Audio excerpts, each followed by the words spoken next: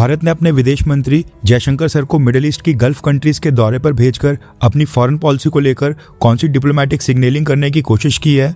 Germany की हार से सीख लेते हुए सिक्योरिटी काउंसिल में नॉन परमानेंट सीट के लिए भारत कौन सा डिप्लोमेटिक कैंपेन स्टार्ट करने वाला है, ये भी हम डिस्कस करेंगे। साथ में डोनाल्ड ट्रंप एडमिनिस्ट्रेशन ने अडानी ग्रुप के बचाव में आकर क्या स्टेटमेंट इशू की है और किसके ऊपर आरोप लगाया है, क्या है ये पूरा मामला, हम इस पर भी बात करेंगे। लेकिन साथ में टर्की की करेंसी लीरा का क्या हाल हो गया है कि उसके सामने इंडियन रुपीस एक अट्रैक्टिव ऑप्शन लगने लगा है, उस पर भी हम बात करेंगे और एक्सप्लेन करेंगे। काफी सारी इंपॉर्टेंट खबरें आ रही हैं, इसलिए वीडियो को एंड तक देखिएगा।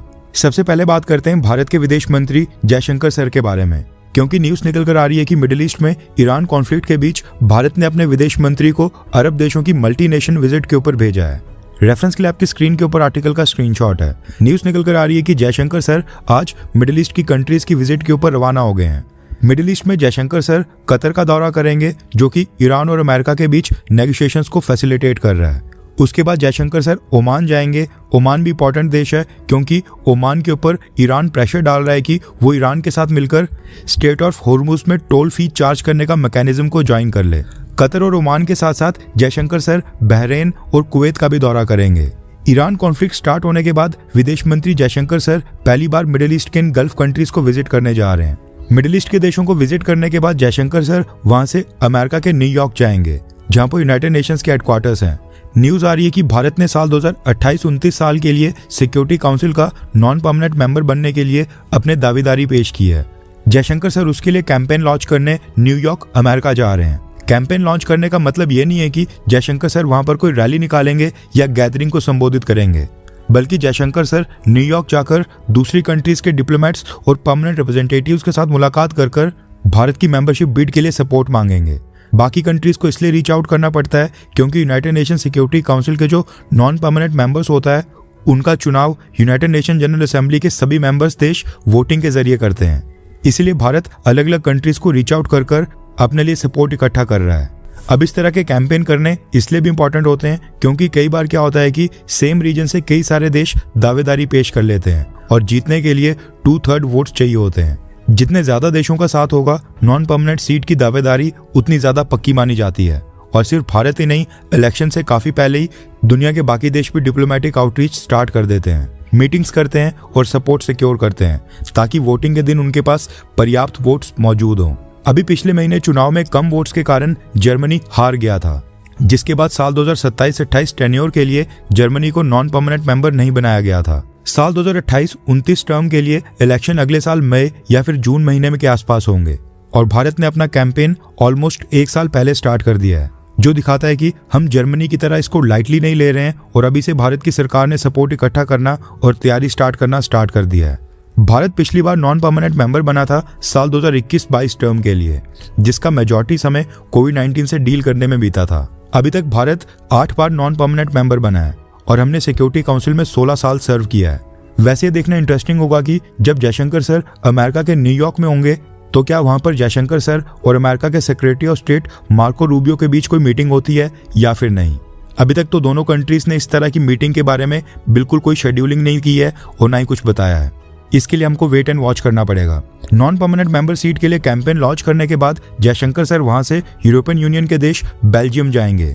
बेल्जियम में India EU trade and technology council की एक मीटिंग होनी है, जो कि 3rd राउंड कंडक्ट होगा, जिसमें भारत के विदेश मंत्री जयशंकर सर, उनके साथ साथ trade and commerce industry minister Piyush Goyal sir और अश्नवी वैष्णव, जो कि हमारे रेलवेज मिनिस्टर के साथ साथ information and broadcasting and electronics और इंफॉर्मेशन टेक्नोलॉजी यानी IT मिनिस्टर का पदभार भी संभाल रहे हैं। ये तीनों बेल्जियम के दौरे पर होंगे। टोटल 6 देश इस दौरे में कवर हो रहे हैं। नेक्स्ट अपडेट आ रही है भारत और अमेरिका के बीच गौतम अडानी ग्रुप के केस को लेकर। CNN, रॉयटर्स और BBC ने भी इसको कवर किया है। न्यूज निकल कर आ रही है कि डोनाल्ड ट्रंप एडमिनिस्ट्रेशन ने US फेडरल कोर्ट में ऑफिशियली ये कह दिया है कि बाइडेन एडमिनिस्ट्रेशन के दौरान अडानी ग्रुप के खिलाफ जो ब्राइबरी, रिश्वत लेने और फ्रॉड करने का क्रिमिनल केस फाइल किया गया था, वो शुरू से ही लीगली वीक था, यानी कि कानूनी तौर पर कमजोर केस था और उसको लाना ही नहीं चाहिए था। डिपार्टमेंट ऑफ जस्टिस ने अपनी फाइलिंग में कोर्ट से कहा है कि ये case name and Shem approach जैसा लग रहा है, जबकि इसके ट्रायल तक पहुंचने की संभावना भी बहुत ही कम थी। अब नेम एंड शेम का सिंपल मतलब होता है किसी भी व्यक्ति या कंपनी को पब्लिक में बदनाम कर देना, चाहे बाद में उसके ऊपर जो केस लाया गया है वो प्रूव हो भी या ना हो। डोनाल्ड ट्रंप एडमिनिस्ट्रेशन के अकॉर्डिंग बाइडेन एडमिनिस्ट्रेशन ने कंपनी को बदनाम करने के लिए केस लाया था, ऐसा उनको लगता है। वैसे यहाँ पर यह भी सवाल खड़ा होता है कि जब डोनाल्ड ट्रंप एडमिनिस्ट्रेशन ने पहले इस केस को वापस लेने का फैसला सुनाया था तो फिर कोर्ट के सामने इतनी लंबी सफाई देने की जरूरत क्यों पड़ रही है। दरअसल अमेरिका में सिर्फ डिपार्टमेंट ऑफ जस्टिस के चार्जेस ड्रॉप कर देने से कोई भी क्रिमिनल केस खत्म नहीं हो जाता है। फाइनल अप्रूवल कोर्ट और जजेस ही देते हैं। पिछले हफ्ते जज ने डिपार्टमेंट ऑफ जस्टिस से पूछा था कि अडानी ग्रुप के खिलाफ जो चार्जेस लगे थे उनको वापस लेने की असली वजह क्या है, और उनको सिर्फ एक लाइन की एक्सप्लेनेशन नहीं चाहिए। इसी सवाल के जवाब में डोनाल्ड ट्रंप एडमिनिस्ट्रेशन ने कोर्ट को 10 पेज की एक डिटेल्ड फाइलिंग दी है, जिसमें बताया गया है कि एलिजेड घटना भारत में हुई, इसमें इंडियन कंपनीज और भारत के ऑफिशियल शामिल थे, और ये अमेरिका की डायरेक्ट जुरिस्डिक्शन या नेशनल सिक्योरिटी इंटरेस्ट से बिल्कुल भी जुड़ा हुआ नहीं था, और प्रोसिक्यूशन के सक्सेसफुल होने की पॉसिबिलिटी भी काफी कम थी। ये केस प्रूव होता इसके काफी कम चांसेस थे। इसलिए सरकार के मुताबिक इस केस को आगे बढ़ाना ना लीगल तौर के ऊपर सही है और ना ही प्रैक्टिकल है। ये कहना है डोनाल्ड ट्रंप एडमिनिस्ट्रेशन का, यानी कि गौतम अडानी को एक बार फिर से क्लीन चिट दे दी गई है, लेकिन केस डिसमिस यानी कि केस खत्म करने का जो ऑर्डर है वो कोर्ट की तरफ से आना भी बाकी है। नेक्स्ट अपडेट आ रही है भारत के फ्री ट्रेड एग्रीमेंट को लेकर। रेफरेंस के लिए आपकी स्क्रीन के ऊपर आर्टिकल का स्क्रीनशॉट है। भारत के commerce and industry minister Piyush Goyal sir ने जानकारी दी है कि अगले 6 महीनों में भारत 3 और फ्री ट्रेड एग्रीमेंट की नेगोशिएशंस को कंक्लूड करने वाला है, और ये 3 देश हैं कनाडा, मैक्सिको और ब्राजील। पीयूष गोयल सर ने कहा है कि ये तीनों फ्री ट्रेड एग्रीमेंट अगले 6 महीने के अंदर ही फाइनल कर दिए जाएंगे। पीयूष गोयल सर ने जानकारी दी है कि तीनों देशों के साथ नेगोशिएशंस फास्ट ट्रैक मोड के ऊपर डाल दी गई है। कल यानी 6 जुलाई को भारत से ट्रेड रिप्रेजेंटेटिव्स की एक टीम एफटीए की अगले राउंड की नेगोशिएशंस के लिए कनाडा जा रही है, और न्यूजीलैंड के साथ जो भारत ने recently free trade agreement final किया था उसको लेकर हम कोशिश कर रहे हैं कि वो भी इसी साल 2026 में ही ऑपरेशनलाइज हो जाए। ये कहना है पीयूष गोयल सर का। नेक्स्ट अपडेट आ रही है टर्की से। ऑटोमन एम्पायर का सपना दिखाते दिखाते अर्दोगान ने टर्की के लोगों का इतना बेड़ा गर्क कर दिया है कि टर्की के आम नागरिक और जो टर्की में लोग रह रहे हैं वो लोग इंडियन रुपीस यानी कि भारत की करेंसी के नोट्स तक लेने के लिए तैयार हो जाएंगे। कहने का मतलब है कि अगर आप महात्मा गांधी वाला नोट भी उनको दोगे तो वो भी उसको आसानी से एक्सेप्ट कर लेंगे, लेकिन जो टर्की की खुद की नेशनल करेंसी टर्किश लीरा है उसको टर्की के लोग लेने से आज की डेट में वहां पर इनकार कर रहे हैं। न्यूज आ रही है कि टर्किश लीरा एक बार फिर से दुनिया की वर्स्ट परफॉर्मिंग करेंसीज की लिस्ट में आ गई है। इतिहास में सबसे निचले स्तर के ऊपर आ गई है। एक यूएस डॉलर की कीमत 46.77 टर्किश लीरा तक गिर गई है।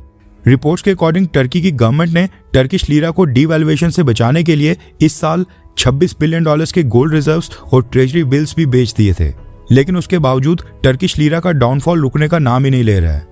आज से ठीक 18 साल पहले टर्किश लीरा और यूएस डॉलर आपस में एक ही रेंज में हुआ करते थे। 2008 को एक यूएस डॉलर 1.25 टर्किश लीरा के बराबर था, यानी 100 यूएस डॉलर 125 टर्किश लीरा के बराबर थे। लेकिन आज की डेट में 100 यूएस डॉलर की वैल्यू 125 टर्किश लीरा की जगह 4677 टर्किश लीरा हो गई है। 2008 से लेकर 2026 के बीच टर्किश लीरा 98% तक डाउन आ गई है। भारत की करेंसी के टर्म्स में शायद आपको ज्यादा अच्छे से समझ आए, इसलिए हमने इंडियन करेंसी के अकॉर्डिंग भी कैलकुलेशंस की हैं। साल 2010 में एक टर्किश लीरा की वैल्यू भारत के 30 रुपए 50 पैसे के बराबर थी, यानी 16 साल पहले 2010 में टर्की की करेंसी भारत से 30 गुना मजबूत थी। लेकिन आज 2026 में एक टर्किश लीरा की वैल्यू 2 रुपए 3 पैसे हो गई है, यानी अब टर्की की करेंसी भारत से केवल 2 गुना मजबूत रह गई है। 30 गुना से सीधा नीचे गिरकर 2 गुना रह गई है। और जिस तेजी से टर्किश लीरा नीचे गिर रहा है, कल को टर्की की करेंसी भारत से भी वीक हो सकती है। लगातार डेप्रिशिएट होती टर्किश लीरा के कारण अब टर्की के लोग जो शॉप्स चला रहे हैं, टैक्सी ड्राइवर से लेकर मॉल्स, होटल्स और जहां पर भी बिजनेस को पेमेंट रिसीव करनी होती है, वो सब खुद की करेंसी टर्किश लीरा को प्रेफरेंस ही नहीं दे रहे हैं। जो भी टर्की के अंदर टूरिस्ट आ रहे हैं उनसे यूएस डॉलर या यूरो में ही पेमेंट क्लियर करने के लिए कहा जा रहा है। लोगों ने घरों में भी यूएस डॉलर और यूरो करेंसी में सेविंग्स रखना स्टार्ट कर दिया है। टर्की के लोगों को डर है कि जो आज की डेट में उनके पास टर्की की करेंसी है, जो वो सेविंग कर रहे हैं, कल को उसकी वैल्यू सेम नहीं रहेगी। इस वजह से उनको नुकसान झेलना पड़ सकता है और वो दूसरी करेंसीज को ही प्रेफरेंस दे रहे हैं। अब ये बात सच है कि केवल करेंसी से ही हम किसी भी देश की इकोनॉमिक स्ट्रेंथ को जज नहीं कर सकते हैं। भारत की भी currency over the time depreciate हुई है, लेकिन जिस स्पीड से टर्किश लीरा नीचे गिर रहा है वो अलार्मिंग है। लगातार डेप्रिशिएट होती करेंसी के कारण टर्किश गवर्नमेंट के जो यूएस डॉलर में सॉवरेन बॉन्ड्स थे वो भी लगातार डिप्लीट हो रहे हैं। जितने भी फॉरेन करेंसी एसेट्स थे वो भी लगातार खत्म हो रहे हैं। ऊपर से टर्की के अंदर इन्फ्लेशन रेट आज की डेट में 32% के आसपास चल रहा है, और रेफरेंस के लिए भारत का इन्फ्लेशन रेट 3.9% है। इसके साथ ही टर्की की जीडीपी भी अर्दोगान के आने के बाद कुछ खास नहीं बढ़ी है। साल 2003 से लेकर 2026 का जो एवरेज जीडीपी ग्रोथ रेट है वो 1.5% के अराउंड है। बस यही कारण है कि टर्किश प्रेसिडेंट अर्दोगान लगातार और भी कट्टर मुस्लिम लीडर बनते जा रहा है, क्योंकि एक प्रोग्रेसिव लीडर जिसके रूल में टर्की की इकॉनमी ने ग्रोथ की होती वो तो अर्दोगान बन नहीं सके। इसलिए अब अर्दोगान अपने देश के लोगों को ऑटोमन एम्पायर की तरह मुस्लिम देशों का लीडर बनाने का सपना देख रहे हैं, या ये कह लो कि सपना लोगों को दिखा रहे हैं।